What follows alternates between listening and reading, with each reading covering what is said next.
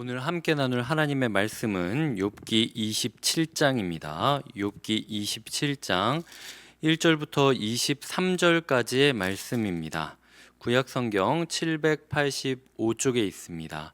욥기 27장 1절부터 23절까지의 말씀, 그 중에서 두 부분을 나눠서 같이 읽도록 하겠습니다. 먼저 1절부터 6절까지를 읽겠습니다. 같이 읽겠습니다. 시작. 욥이 또 풍자하여 이르되 나의 정당함을 물리치신 하나님, 나의 영혼을 괴롭게 하신 전능자의 사심을 두고 맹세하노니 나의 호흡이 아직 내 속에 완전히 있고 하나님의 숨결이 아직도 내 코에 있느니라. 결코 내 입술이 불의를 말하지 아니하며 내 혀가 거짓을 말하지 아니하리라. 나는 결코 너희를 옳다하지 아니하겠고 내가 죽기 전에는 나의 온전함을 버리지 아니할 것이라. 내가 내 공의를 굳게 잡고 놓지 아니하리니 내 마음이 나의 생애를 비웃지 아니하리라. 아멘. 자, 이제 그 다음으로는 13절을 읽도록 하겠습니다. 그 중에서 13절을 읽도록 하겠습니다. 시작. 악인이 하나님께 얻을 분깃, 포악자가 전능자에게서 받을 산업은 이것이라. 아멘. 네. 어제까지는 빌닷의 이야기를 욥이 대답했다면 오늘 27장부터 31장까지는 욥의 독백이라고 보시면 됩니다. 오늘 27장은 너희라는 이야기를 하며 비단 빌닷에게만 해당하는 이야기가 아니라 욥의 주위를 둘러싸고 있었던 친구들 모두에게, 나아가서는 이 상황을 지켜보고 있을 모두에게 외치고 있는 욥의 항변이자 독백이라고 생각하시면 될 것 같습니다. 오늘 말씀을 가지고 제가 크게 4가지 정도 묵상을 하게 되었는데요. 먼저 27장의 맥락을 설명해 드리자면 1절부터 초반 11절까지의 이야기는 욥이 자기는 무죄하다, 나는 정말 죄 없다 라는 이야기를 하고 있고요. 13절, 12절까지 그런 이야기가 나오고 13절부터 23절까지는 악인들은 죄를 받을 것이다, 죄값을 치를 것이다 라고 이야기를 하는 정죄와 심판을 외치는 문맥으로 사용하고 있습니다. 그래서 우리가 흔히 봤을 땐 이거는 욥이 이야기하는 게 아니라 왠지 친구들이 말하는 것 같은데? 라고 생각을 할 수 있는데, 사실 이 맥락을 보시면은 욥이 소발이나 엘리바스가 했던 이야기들을 마음에 두고 누가 죽나 끝까지 가보자, 그래 너희 말 그대로 돌려줄 테니까 우리 중 누군가는 악인이지 않겠냐, 니네가 말한 대로 그 악인이 그 죄의 값, 악의 값을 받을 걸 나도 기다리고 있겠다, 네가 죽나 내가 죽나 끝까지 한번 가보자, 끝까지 가보면 누가 죄인인지 알게 되겠지 라고 이야기를 하는 맥락으로 욥이 지금 욥의 친구들이 욥에게 했던 말들을 정리해서 욥의 말로 풀어서 정죄하고 심판을 선언하고 있는 맥락으로 보시면 될 것 같습니다. 오늘 말씀을 보면서 제가 가장 눈에 들어왔던 구절은 2절인데요. 나의 정당함을 물리치신 하나님, 나의 영혼을 괴롭게 하신 전능자의 무엇을 두고요? 사심을 두고 맹세한다. 이 사심이 살아계심이라는 말입니다. 욥은 이 상황에서도요, 하나님을 살아계신 존재로 여기고 있다라는 거죠. 우리에게 고난이 오고 심판이 오고 너무 괴로운데 응답은 안 오고 이러면 우리가 종종 어떻게 생각합니까? 몰라, 다 때려쳐, 하나님 없나 봐, 그냥 없다고 치자, 내 인생 내가 사는 거지, 언제부터 하나님이 도와줬다고, 이런 식으로 하나님을 없는 존재로 밀어버릴 수 있는 것이 자연스러운 우리의 반응인데도 불구하고요, 욥은 이 순간에도 하나님을 살아계신 존재로 묘사하고 있다라는 거죠. 욥은 어떤 상황에서도 하나님의 살아계신 만큼은 느끼고 있었다라는 겁니다. 그게 저한테 굉장히 큰 도전이 되었다라는 거죠. 우리의 마음 가운데 고난이 있을 수 있고, 절망 가운데 우리의 마음이 무너질 수 있고, 우리의 마음이 심히 괴롭힘을 당할 수 있겠지만, 그럼에도 불구하고 욥이 이 순간 끝까지 살아계신 하나님 앞에서 괴로워하는 것을 보며, 우리의 삶이 그 고난과 어려움 가운데서도 끝까지 하나님 앞에, 살아계신 하나님 앞에 자신을 세우고 있는가? 우리에게 하나님은 살아계신 하나님인가? 아니면 하나님의 존재를 죽은 것으로 여기고 치워버린 것은 아닌가? 나에게 하나님은 어떤 존재인가를 묻게 되는 시간이 오늘 말씀을 통하여 교훈을 얻었던 첫 번째 내용이고요. 두 번째로는 보시면은 이 다음에 뭐라고, 전능자의 살아계심을 두고 내가 맹세한다 라고 하면서 4절부터 6절까지는요 결코라는 말이 먼저 나오면서 결코 무엇을 안 했다라는, 결코 아니하리라 라는 맥락이, 아니하리라는 말이 6번이나 반복이 되면서 나는 이렇지도 않았고 이렇지도 않았고 이렇지도 않았다. 내 삶은 떳떳하다. 내 인생에 있어서 적어도 한치의 빈틈도 없다. 이 부분은 이렇게 얘기하는 욥의 단호함이 저는 굉장히 놀라웠습니다. 왜냐하면은 욥의 마음 가운데 모든 인간이 죄인이라는 걸 알고, 그렇다면 욥도 혹시 하나님이 내가 옛날에 이런 일을 했던 것 때문에 이렇게 지금 하는 건 아닐까? 라는 생각을 할 수 있지 않겠습니까?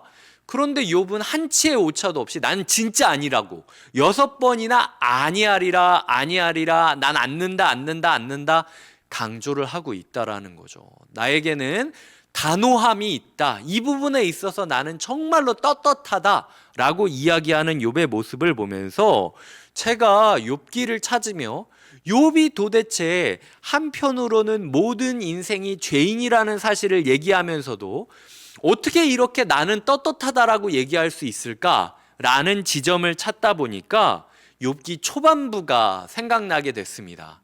욥기 초반에 욥이 어떤 행동을 하는지를 그리고 있는데, 욥의 아들들이 혹시라도 잔치 때에 자기도 모르게 기분에 취해서, 술에 취해서, 흥에 취해서 죄를 지었을까 봐 욥이 그렇게 아들 딸들이 잔치를 하고 나면은 꼭 그 인원만큼 제사를 드렸다라고 이야기를 하고 있어요. 비단 이 모습이 욥의 자녀들에게만 해당되는 삶의 기준은 아니지 않았겠습니까? 욥은요, 자기의 인생에 어떤 죄가 있다 할지라도 예배를 드리면 회복된다라는 마음을 가지고 있었던 거예요. 그렇기 때문에 자기 스스로도 어떤 삶에 있어서도 항상 예배 가운데 그 삶을 가져가면서 하나님께 회개하고 하나님의 은혜를 구하는 예배자로서 살았기 때문에 혹시라도 모르는 자기 자녀들의 죄를 놓고도 똑같이 예배를 드리면서 풀어가려고 했던 욥의 모습을 그리는 게 초반부에 욥이 의인이었다라고 이야기를 하며 그리고 있는 삶의 모습이라는 거죠. 즉 3절부터 6절까지, 4절부터 6절까지 욥이 이렇게 단호할 수 있었던 이유는 무엇인가? 욥은요, 예배 가운데 이 문제를 가져가면, 내 인생을 가져가면 반드시 용서받는다라는 확신이 있었던 겁니다. 그렇기 때문에 자기의 인생을 예배 가운데 가져갔기 때문에 그 문제는 하나님 앞에서 지워졌다라고 단호하게 생각하고 있는 모습을 그릴 수 있다라는 거죠. 나중에 보시면요, 하나님이 욥을 책망하실 때 우리가 느끼기에 가장 좋은 책망은요, 네가 의롭다라고 얘기를 했는데 몇 월 며칠 몇 시에 네가 이런 죄를 지었던 거 너 알아? 이렇게 하나님이 욥을 탈탈 터는 게 사실은 하나님 입장에서 편합니다. 그런데 하나님께서 욥에게 대답해봐라 라고 이야기를 하면서 네가 이 부분에서도 아니야 저 부분에서도 아니야 라고 얘기는 하지만 욥이 몇 월 며칠 몇 시에 이런 죄를 졌다라는 식으로 끄집어내서 털지 않는다라는 모습을 우리는 기억해야 한다라는 거죠. 하나님께서도 욥이 죄인이라는 걸 알고 있었지만 그럼에도 불구하고 예배의 자리로 그 문제를 가지고 나왔을 땐 더 이상 그 죄를 죄로 묻지 않으신다라는 거예요. 그렇기 때문에 제가 두 번째로 오늘 묵상하게 됐던 내용은 욥은 예배에 대해서 정확한 확신이 있었습니다. 예배 가운데 내가 내 문제를 가지고 가면 100% 용납받는다.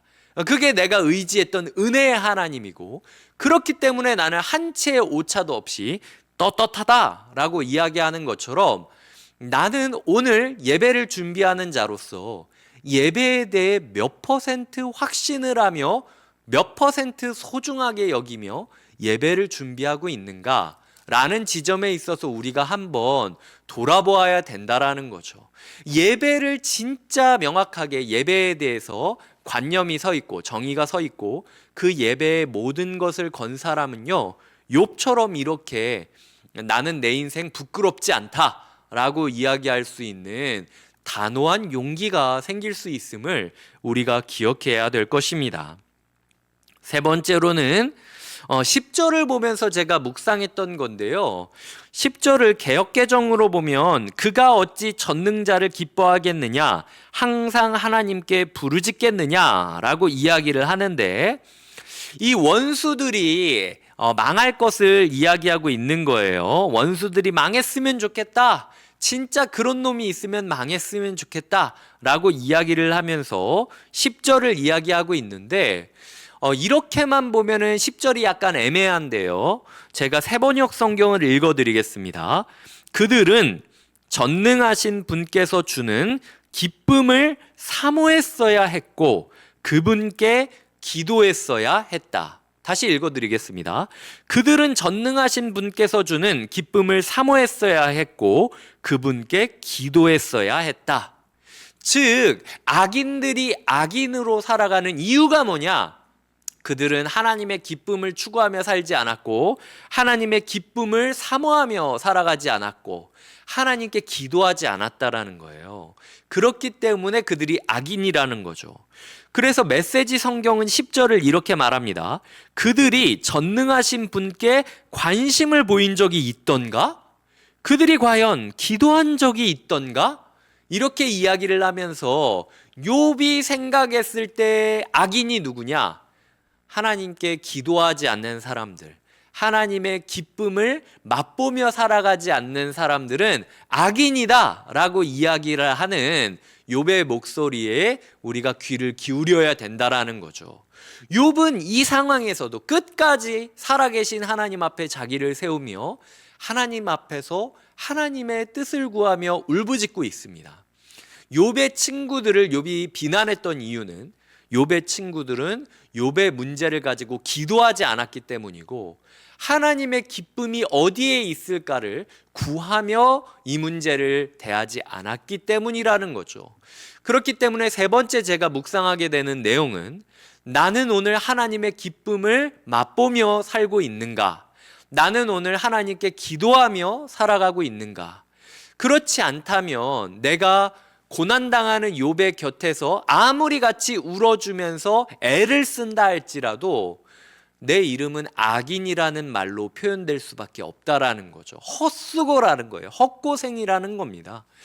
하나님의 기쁨을 누리지 않고 하나님의 기쁨을 맛보지 않고 기도하지 않는 자에겐 아무리 애를 쓴다 한들 악인이라는 타이틀이 붙는다라는 사실을 기억하며 오늘 내가 기도하는 자가 되어야겠다. 오늘 내가 하나님의 기쁨을 맛보는 자가 되어야겠다라고 결단하게 되는 것. 이게 세 번째로 하나님께서 오늘 우리에게 27장을 통해서 주시는 말씀이라는 겁니다. 이제 네 번째 교훈입니다.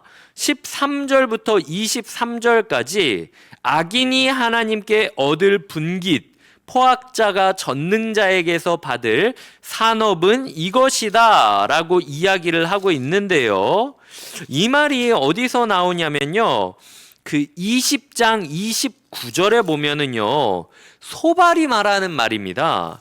소발이 29절에서 맨 마지막에 이는 악인이 하나님께 받을 분깃이요 하나님이 그에게 정하신 기업이니라 라는 말을 욥이 지금 마음에 두고 있었던 거예요. 그 말이 비수처럼 욥의 마음을 후벼 팠던 거죠. 그러니까 너희 말을 그대로 내가 돌려주마. 누가 끝까지 가보나, 누가 끝까지 죄인인지 끝까지 가보자 라고 이야기를 하면서, 소발, 네가 악인이 하나님께 얻을 분깃이 이거라고 했지?